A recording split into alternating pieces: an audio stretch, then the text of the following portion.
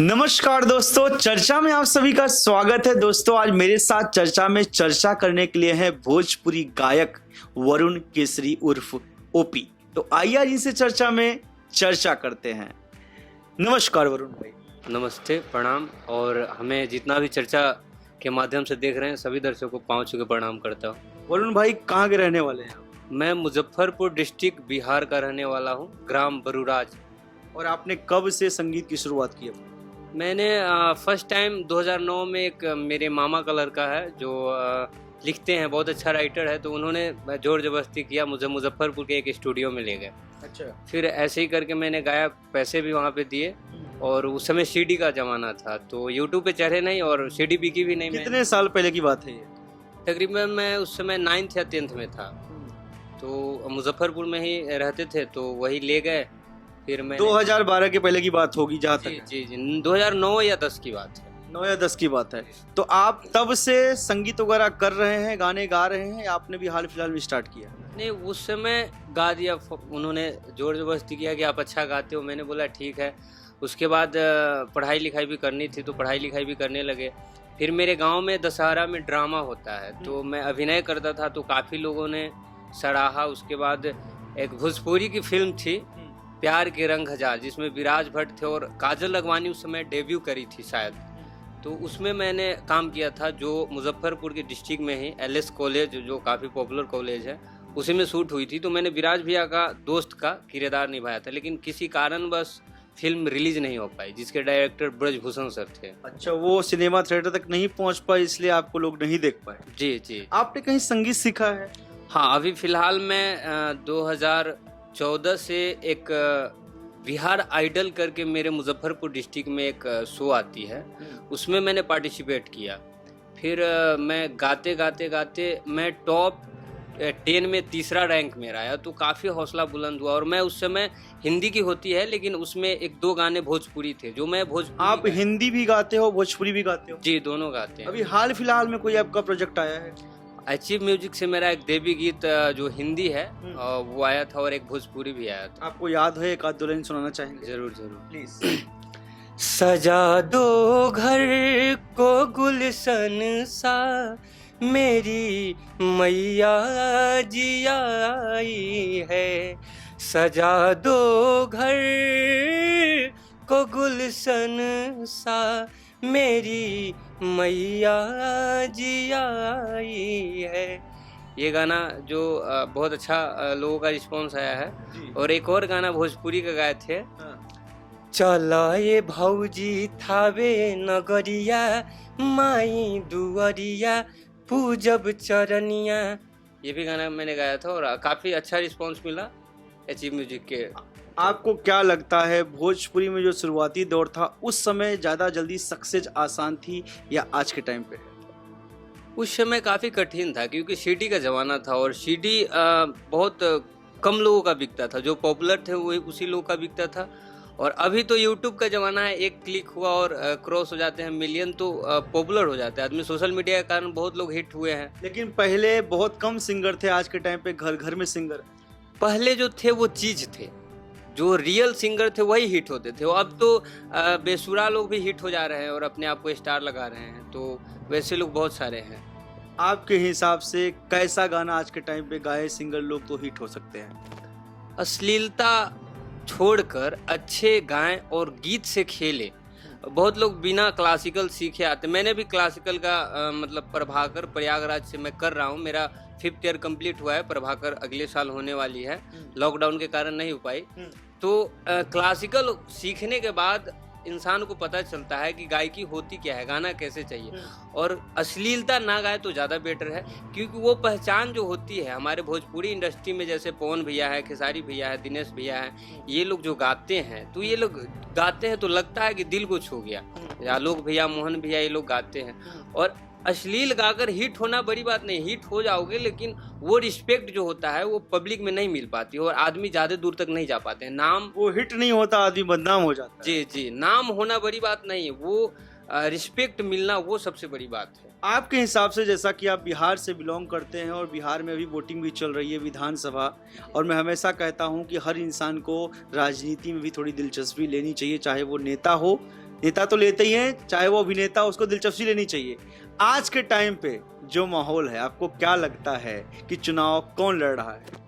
चुनाव तो बिहार में हो ही रही इस कोरोना काल में। अब देखिए सामने हमारे बिहार के एक मुंगेर डिस्ट्रिक्ट है, जो मूर्ति भसावन को लेकर 4 लोगों पे फायरिंग हुई, बहुत सारे लोगों पे फायरिंग हुई, जिसमें पुलिस वालों ने 4 भक्तजनों को ऑन द स्पॉट मार दी है, वो डेथ कर गए।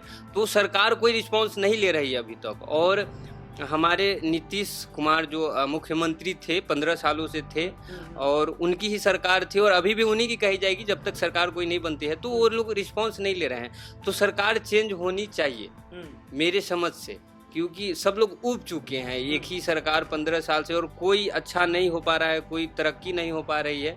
आपके हिसाब से चेंज होनी चाहिए तो किसको होना चाहिए?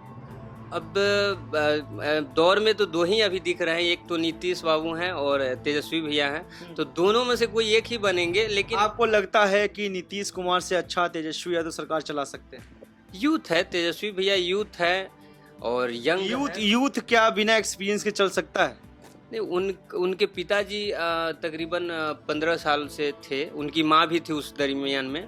तो उन लोगों को एक्सपीरियंस है। और बिहार के ही बहुत सारे लोग कहते हैं कि लालू यादव के टाइम पे जंगल राज था, डॉक्टर बचते नहीं थे, इंजीनियर बचते नहीं थे, उठा लेते थे रातों रात। क्या वही माहौल फिर से लोग चाहते हैं? एक्चुअली उस समय मेरी जन्म हुई नहीं थी, तो मैं सुनता हूँ ये सब। आपने सुना होगा, आपके पिताजी, दादाजी, बब्बा वगैरह बताए होंगे। हाँ, जंगल राज के नाम से प्रचलित है, लेकिन कहीं ना कहीं हमको लगता है कुछ लोग बदनाम भी करते हैं, लालू जी को बदनाम भी करते हैं। और उस समय होता था, उस समय किसी की भी सरकार होती तो उस समय दिन दहाड़े मार दिया जाता था, छीन लिया जाता था। लेकिन अब बहुत साफ सुथरी हो गई है, और मुझे नहीं लगता है, सोशल मीडिया का ज़माना है, जगह जगह पे पुलिसकर्मी बढ़ चुके हैं, टाइट शासन लोग हैं। तो मुझे नहीं लगता है कि उस तरह का अब होना चाहिए, और एक बार सबको मौका देना चाहिए। एक्चुअली क्या होता है कि जब खाना पकाते हैं तो रोटी तावे पे होती है, उसको नहीं पलटे तो जल जाती है। उसी तरह मेरे समझ से एक बार सरकार चेंज होनी चाहिए। चलिए, बहुत अच्छी बात है। मैं आपसे सिर्फ एक चीज़ ये जानना चाहता हूँ, जैसा कि आप भोजपुरी सिंगर है, भोजपुरी भी गाते हैं,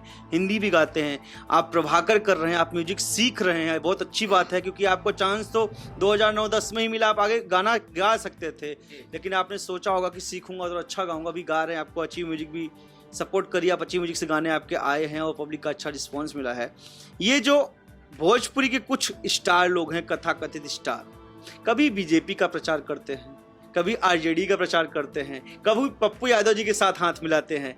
आपको क्या लगता है कि कहीं ना कहीं भोजपुरी के जो स्टार लोग हैं, जो अभिनेता लोग हैं, कुछ लोग वो जनता को भ्रमित करने की कोशिश कर रहे हैं और अपना उल्लू सीधा करने की कोशिश कर रहे हैं? क्योंकि आपको ही पता होगा, प्रचार प्रसार, यहाँ किसी के दरवाजे पे आदमी फ्री में भी नहीं जाता पान खाने, प्रचार करने जाते हैं, लाखों रुपए लेते हैं। आपको नहीं लगता कि ये कुछ लोग जनता के साथ धोखा कर रहे हैं? देखिए, भोजपुरी कलाकार लोग हैं, जो जनता ऑडियंस जो होती है वो रियल में आइडल मानती है, क्योंकि वो जो एक्शन करते हैं, बहुत सारे यूथ लोग उसको अपनाते हैं, अपने जीवन में फॉलो करते हैं। कि हमारे भोजपुरी में जैसे दिनेश लाल भैया स्ट्रगल किए, उस मुकाम पे पहुंचे, देखते देखते पवन भैया, खेसारी भैया, रितेश भैया, बहुत लोग पहुंचे हैं।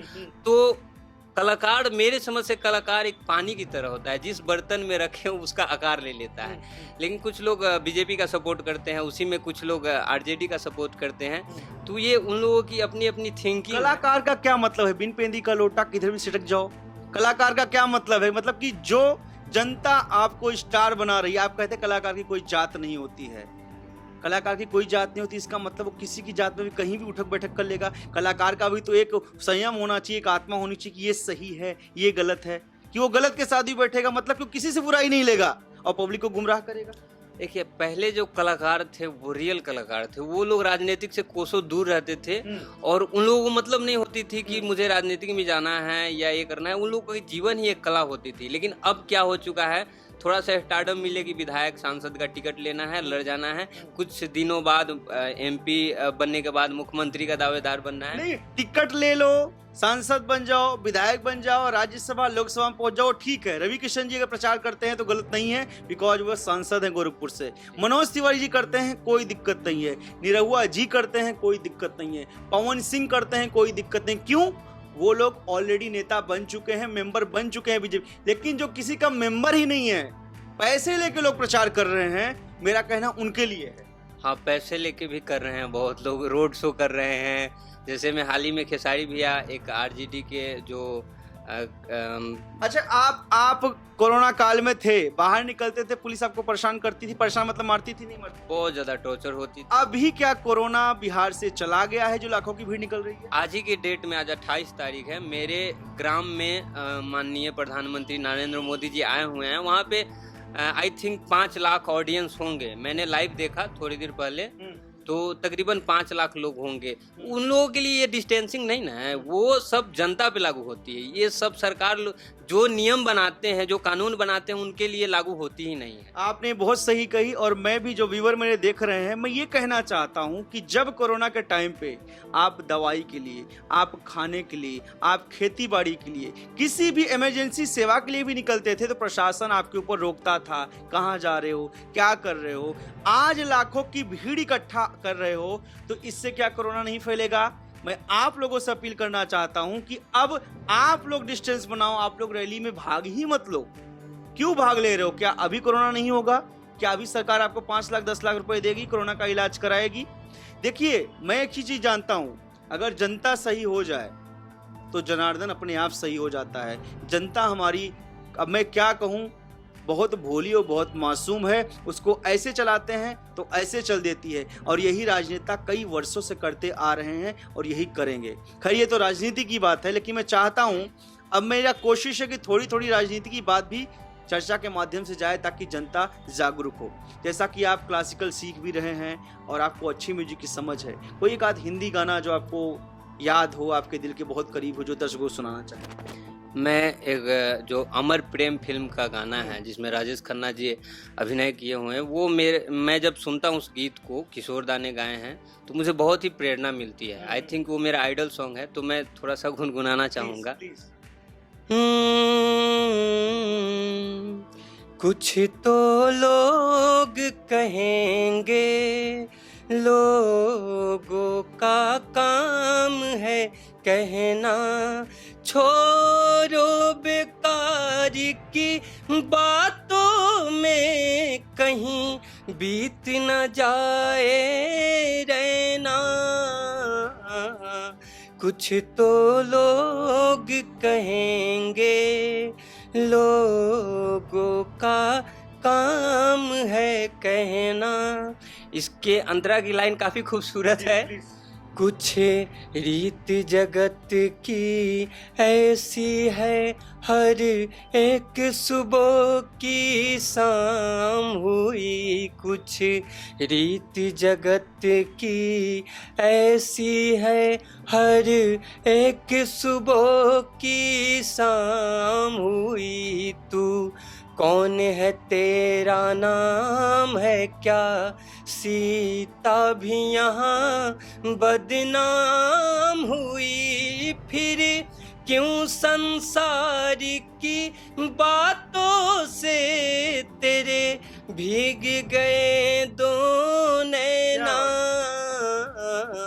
कुछ तो लोग कहेंगे, लोगों का काम है कहना। वाकई में अंतरा की लाइन बहुत ही खूबसूरत है, और इस लिरिक्स से, इस गाने से बहुत लोगों को सीख मिलती है और सीखना चाहिए। इसीलिए मैं कहता हूं कि आप सुरीले लोगों को सुनिए, अच्छे गाने सुनिए। अच्छा सुनेंगे तो आप संगीत नहीं भी सीखेंगे ना, तो अच्छा दिमाग में आएगा, तो आप सुन सुन के भी अच्छा कर सकते हैं। लेकिन आप बस उल्टे सीधे गाने सुनेंगे तो आप नहीं कर पाएंगे। वरुण केसरी उर्फ ओपी जी, आपने टाइम दिया, चर्चा में आप आए, इसके तहे दिल से शुक्रिया। जाते जाते 2 शब्दों में आप क्या कहना चाहेंगे? यही कहेंगे कि अश्लीलता मुक्त करिए। हमारे भोजपुरी की बदनामी काफ़ी हो रही है, जहाँ जाते हैं तो ये भोजपुरी ऐसे हैं। हमारे बिहार के लोग भोजपुरी को सुनने में कतराते हैं, तो ये काफ़ी शर्मनाक बात है।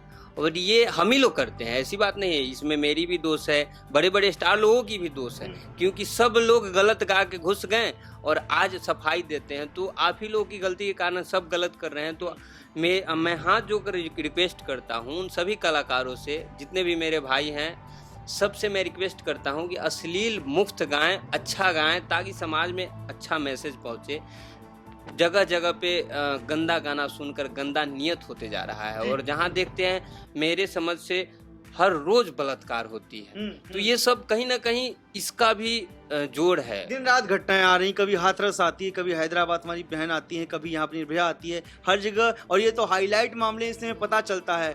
गांव देश में तो ऐसी घटना होती है, पुलिस तक पहुंच नहीं पाते, लोग शर्म से, लाज से उसको दबा लिया जाता है, छुपा लिया जाता है। लेकिन ठीक है, आपके विचार बहुत अच्छे हैं वरुण भाई, आपकी आवाज बहुत अच्छी है, और निसंदेह अब आपका काम है कि इस भाई को सपोर्ट करिए और आगे बढ़ाइए। अगर आप अच्छे गाने सुनना चाहते हैं, सुरीले लोगों को सुनना चाहते हैं, तो इनको सपोर्ट करिए। धन्यवाद। अब चर्चा में, शुक्रिया।